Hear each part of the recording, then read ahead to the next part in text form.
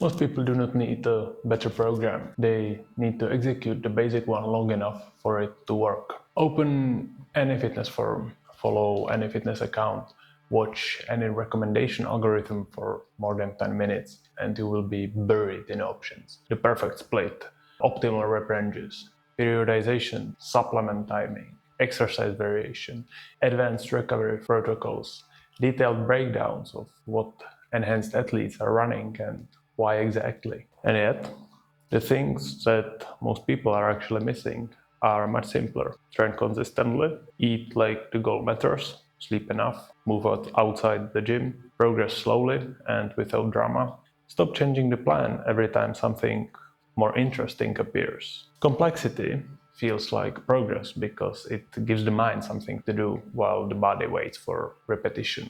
That is the problem worth examining. Most people who chase the perfect method are not searching for something better. They are avoiding finding out whether they can execute anything long enough for it to work. They keep researching because researching feels productive and it does not expose them to failure. They keep switching exercises because switching is easier than progressing on the same ones. They keep optimizing the edges of the plan because optimization sounds intelligent and repetition sounds boring. I'm talking about the guy who watched 40 YouTube videos about optimal splits for hypertrophy, but went to the gym 3 times last month. The high schooler who knows what RPE and RIR mean, but cannot perform a stable squat.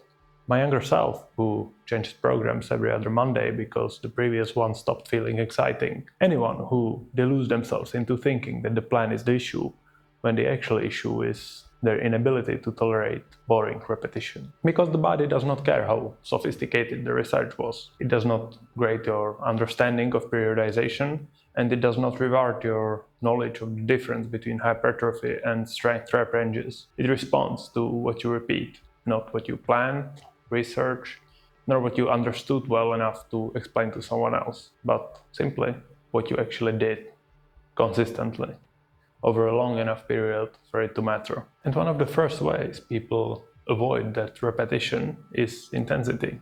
People confuse the hardest session they can survive with discipline. They are not the same thing.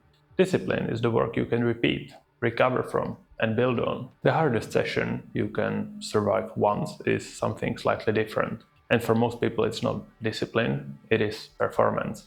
And performance needs an audience. I know this from 2 separate occasions where the body settled the argument in a way that I could not really ignore. The first one was at 16, when I was on a language exchange program, training in a foreign gym, about a year and a half into lifting, and already deep into the habit of measuring my worth by what I could move. I was not training for any particular goal. I was training for the impression I thought the numbers would make on the strangers around me. I decided to squat 225. The first 2 reps went down just fine. On the third, something somewhere in my back gave. I never saw a doctor. I went through it the way a stubborn 16-year-old does, and I paid for it with a year and a half of squatting very carefully, afraid of loading the bar properly, progressing in a way that was much slower and more cautious than it needed to be. And I still carry some of that with me today.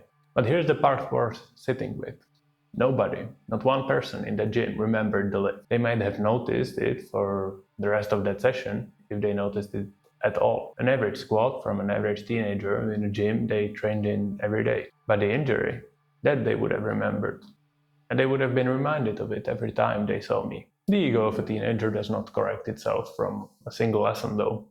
At least mine did not. It's relocated. About a year later, I had moved my ego involvement from squats to deadlift. Same story, different lift this time. Too heavy, too stubborn, too focused on the number rather than the quality of the movement. The back gave a second verdict, roughly in the same language as the first. But the body was not confused. It was not punishing me. It was recording the consequences of what I kept asking it to do before I had built the capacity to ask for it. When I eventually stopped lifting for the gym and started lifting for myself, the number that mattered stopped being the maximum I could survive once and perhaps earn a glance from the receptionist for having done so. It became the weight I could move well repeatedly without paying for it afterwards. The ego that chases dangerous lifts does not disappear when the lifter gets older and more experienced. It tends to find more sophisticated forms. At 16, it wanted a number on the bar. It wanted the glance from strangers. Later, it started hiding behind more elevated language. It no longer said, "Watch me max out." It said, "I need a more advanced program. I need better periodization and better exercise selection." The same drive that had me loading a bar past my capacity for the benefit of strangers who were not really watching would later push a beginner down an advanced periodization they have not built the foundation to use. The teenager performing for the gym and the adult or slightly older teenager researching cluster sets and building an elaborate setup for an obscure exercise while skipping 2 sessions out of every 4 are making pretty much the same mistake. One performs strength before he has built it, and the other performs sophistication before he has any use for it. The form has changed, but the driver has not. Complexity becomes a status symbol. Talking about advanced methods makes someone feel more advanced. Using a sophisticated method or program makes someone feel serious, and if the plan is complicated enough, there's always a reason. Progress has stalled and it has nothing to do with execution. There's always a variable to adjust, always another layer to interrogate, always a reason to change something before the previous thing had the time to work. An advanced program performed inconsistently is still a beginner's mistake with slightly better branding. One question decides whether complexity is a tool or a convenient hiding place. Can you train consistently? Or can you track progression across weeks and months, not just sessions?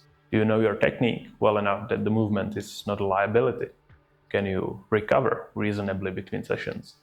Are you eating in a way that actually supports the goal? Can you repeat the plan without needing novelty to stay engaged? And most importantly, do you understand what specific problem the complexity you are considering is supposed to solve? If the answer to those questions is not clearly yes, more complexity is just noise. You earn complexity when simplicity stops being enough, not when simplicity becomes boring. One thing worth clarifying is that simple does not mean easy. It does not mean beginner level or unserious. It does not mean low standard. On the contrary, mastering the simple basics is often the most important thing any lifter can do for their training career. It means showing up, adding weight over time, and controlling your ego. It means staying at it for long enough to let the work produce the desired effect. A great number of people do not need to overcomplicate their training. Mastering compound movements and doing them regularly, year in and year out, is often the key to success. The quiet base is the boring foundation that makes everything else possible. Basic lifts, simple conditioning, walking, protein, calories aligned with the goal, sleep, technique, progressive overload, and patient tracking. It does not make you feel special. It does not impress anyone. It does not give you dramatic identity or an interesting story to tell about your training. The quiet base is not attractive because it gives you very little to hide behind. There's no dramatic, overblown identity in walking more, sleeping better, eating enough protein, repeating the same lifts, and adding progress slowly. It does not let you feel advanced, but it forces you to become reliable. And that's why many people skip it or push it aside in favor of more exciting and newer programs. Not because it is too simple to work, but because it is too plain, mundane, and it does not really feed the ego. But it works. The basics are not basic because they are weak. They are basic because everything else stands on them. If you cannot repeat the simple work, the advanced work will not save you. If you cannot show up consistently, periodization will not save you. If you cannot eat like the goal matters, supplements will not help you. And if you cannot progress slowly, added intensity will not save you. Build the base, then later earn the right to complicate it. You do not need a better method. You need to stop escaping the one you have.